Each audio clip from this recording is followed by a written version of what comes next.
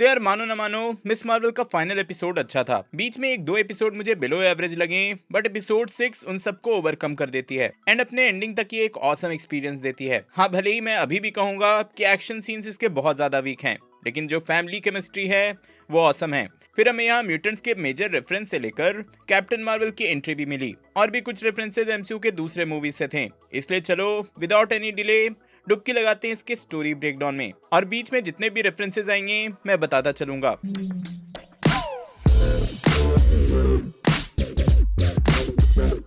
तो episode start वहीं से होता है जहां सर्किल क्यू डिस्ट्रॉय हो चुका है एंड उसके पास हम डैमेज कंट्रोल वाले लोगों को देखते हैं एंड उधर दूसरी तरफ Bruno and Kamran damage control वालों से भाग रहे हैं। सिंस कामरान को पावर्स अभी जस्ट मिले हैं तो वो उसे कंट्रोल नहीं कर पा रहा है। देन आगे का सीन हमें कमाला के घर ले जाता है जहां वो लोग वापस आ चुके हैं एंड फाइनली कमाला अपने पूरे फैमिली को रिवील करती है कि उसके पास सुपर पावर्स हैं एंड लिटरली जो इसका स्टाइल था वो टोनी स्टार्क जैसा था। अब सिंस ये कैरेक्टर सुपर हीरोज को फॉलो करती है तो इसने फॉर श्योर टोनी स्टार्क का I am Iron man announcement तो सुना ही होगा। I am Iron Man.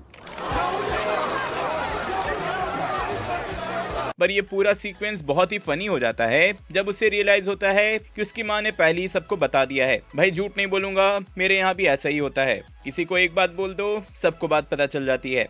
यहाँ बातें आग की तरह फैलती हैं। तुमने अम्मी को बताया, ओके।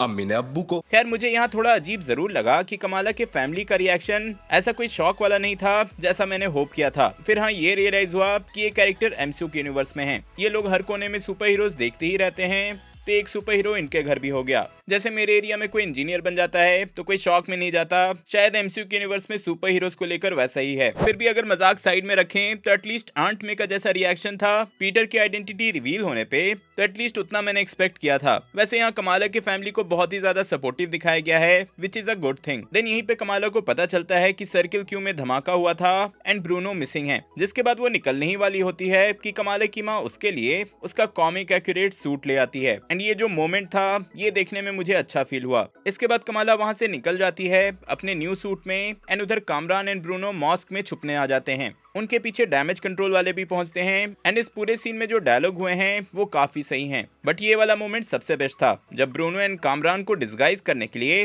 कैप दिया जाता है एंड ये रेफरेंस है कैप्टन अमेरिका का। And generally in most of the movies जब भी स्टीव को अपनी आइडेंटिटी छुपानी होती थी वो कैप पहन लेता था, तो हाँ ये रेफरेंस मुझे फनी लगा। देन इसके बाद फर्स्ट टाइम कमाला को ब्रूनो एंड कामरान उसके सूट में देखते हैं एंड कामरान स्टिल अपने पावर्स के साथ स्ट्रगल कर रहा होता है। बचते बचाते वो लोग हाई स्कूल पहुंच जाते हैं एंड यही कमाला करीम से हेल्प मांगती है कामरान के लिए, जिसके लिए करीम उसे एक हार्बर पे पहुंचने के लिए बोलता है। इसके बाद हाई स्कूल में इन लोग का एक पूरा टीम बन जाता है एंड इवन जोई और कमाला का भाई दोनों ही यहाँ पहुंच जाते हैं। अब देखो इसके बाद वाले सीक्वेंस को समझाना तो पॉसिबल नहीं है, बट देखने में मजा आएगा। इन शॉर्ट बोलूं तो डैमेज कंट्रोल को रोकने के लिए एंड डिले करने के लिए ये लोग एक पूरा प्लान बनाते हैं जिससे कि कामरान को हार्बर तक पहुंचाना इजी हो। अब ये जो पूरा प्लान था उनका वो बहुत ही लाइट टोन का था और मुझे होम अलोन की वाइब दे रहा था। तो हाँ, ये पूरा सीक्वेंस चाइल्डिश तो था लेकिन देखने में मजा आता है। एक जगह आप यहाँ बंगाल्स की जर्सी भी देख सकते हो जिसके बारे में मैंने सेकंड एपिसोड के ब्रेकडाउन में बताया था। देन आपको ये फोम वाला एक्सपेरिमेंट भी शायद याद होगा, नहीं याद तो मैं बता देता हूँ कि ये कैसे करते हैं। आपको चाहिए होगा हाइड्रोजन पेरोक्साइड, उसमें हैंड वॉश मिलाना एंड एक दूसरे बर्तन में ड्राई ईस्ट में पानी मिलाना एंड जब आप इन दोनों मिक्सचर को एक साथ मिलाते हो तो बहुत ज्यादा फोम बनता है। तो इस पूरे सीक्वेंस में वही था, लेकिन हम लोग अपनी केमिस्ट्री क्लास यहीं रोकते हैं और आगे बढ़ते हैं। यहाँ डैमेज कंट्रोल से ऑर्डर आता है कि स्कूल के बाहर गन्स एंड वेपन्स को लेकर ना जाएं क्योंकि उससे लोग गुस्सा हो सकते हैं। ऑब्वियसली ये रेफरेंस था अमेरिका में अक्सर होने वाले स्कूल में ओपन फायरिंग को लेकर, बट एज एक्सपेक्टेड ये मानती नहीं है और ये सारे लोग अंदर चले जाते हैं। यहीं कामरान को उसकी माँ के बारे में भी पता चलता है एंड वो थोड़ा आउट ऑफ कंट्रोल हो जाता है। वैसे यहाँ इस वाले शॉट में आप mother Teresa and Mahatma Gandhi का म्यूरल देख सकते हो। इन द एंड कामरान पे डैमेज कंट्रोल ओपन फायर कर देती है एंड कमाला उसको बचाती है। वैसे इस पूरे सीक्वेंस में कमाला को हम उसके कॉमिक एक्यूरेट पावर्स में देखते हैं जहाँ उसके पैर और हाथ बड़े हो जाते हैं और वैसे ही कॉमिक बुक्स में होता था, लेकिन विजुअली यहाँ बहुत ही ज्यादा मेजर चेंज कर दिया है। वैसे मैंने यहाँ ये भी नोटिस किया कि डैमेज कंट्रोल वैसा ही वेपन यूज कर रहे हैं जैसा इनक्रेडिबल हल्क में यूज हुआ था।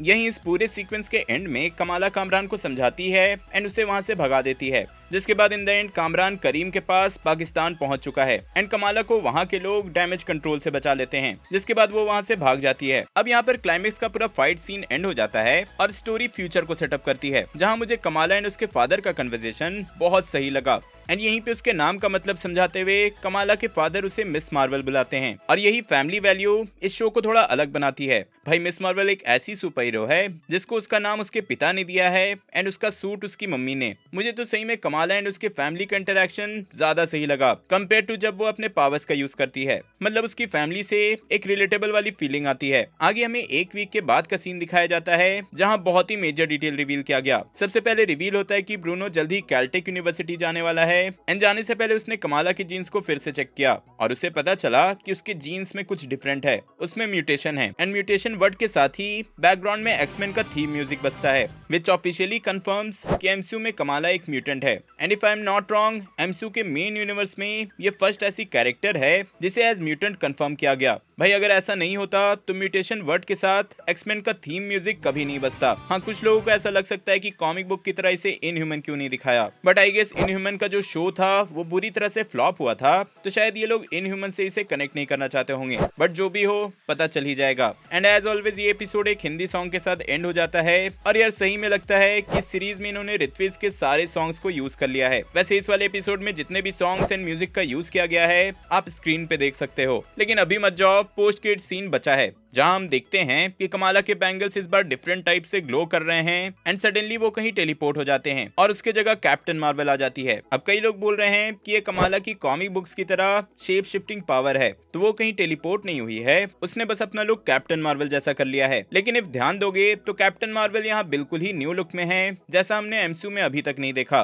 तो फॉर श्योर कमाला ऐसे लुक में तो शेप शिफ्ट कर नहीं सकती जो उसने देखा ही नहीं। तो हाँ, ये पक्का है कि कमाला कहीं टेलीपोर्ट हुई है एंड मुझे लगता है कि इसका कनेक्शन उस बैंगल से होगा, क्योंकि अभी तक हमें उस बैंगल की ओरिजिन नहीं दिखाई गई। लेकिन कॉमिक बुक्स में ऐसी सिमिलर ब्रेसलेट नेगा बैंड क्री टेक्नोलॉजी से कनेक्टेड हैं एंड ऑब्वियसली कैप्टन मार्वल का कनेक्शन क्री से है, जिससे मैं श्योर हूँ कि दूसरा बैंगल किसी क्री के पास होगा और इसी कारण यहाँ पे टेलीपोर्टेशन हुई है। वैसे ऐसे ही हमें 10 रिंग्स शांग-ची में दिखाया गया था जिसकी ओरिजिन नहीं बताई गई और जिस टेम्पल में ये बैंगल मिला था वहाँ 10 रिंग्स का सिंबल भी था, तो बैंगल का 10 रिंग से भी कनेक्शन है। तो हाँ, कनेक्शन तो बहुत सारे बन रहे हैं जिसका जवाब हमें इन फ्यूचर मिलेगा। और ये post credit scene direct connect होती है दी मार्वल्स मूवी से, तो मोस्ट प्रोबेबली आंसर्स हमें वहां मिलेंगे। तो यार अगर अपना ऑनेस्ट ओपिनियन दूं तो ये एपिसोड मुझे बाकी एपिसोड से बहुत ज्यादा बेटर लगा। हाँ, ये है कि कमाला की सुपर पावर्स को आप शायद उतना एंजॉय नहीं कर पाओ जितना उसके फैमिली को, तो जो बस एक्शन सीन्स देखने आएंगे वो डिसअपॉइंटेड रहेंगे। But as a origin story ये सही था। मैंने तो ओवरऑल पूरा शो एंजॉय किया,